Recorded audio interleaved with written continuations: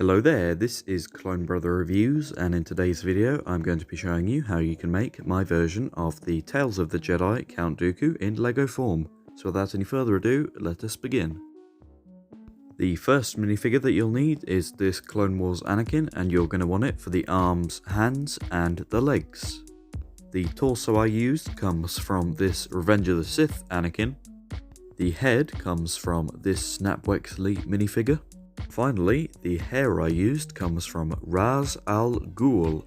If you want the extra level of detail on his robes, I would maybe use 2 of these brown capes from this Mandalorian. If you've done it correctly, your minifigures should now hopefully look something like this. Feel free to pause here if you need a reference photo for when you're putting it together. Overall, I'm happy with most of the things on this minifigure. The only thing I would maybe criticise is that I don't have any brown Jedi robes to use, so I keep using Anakin's over and over again.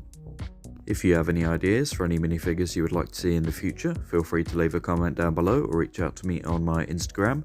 If you enjoyed this video, maybe you could give it a like, and if you really enjoyed it, maybe you could subscribe.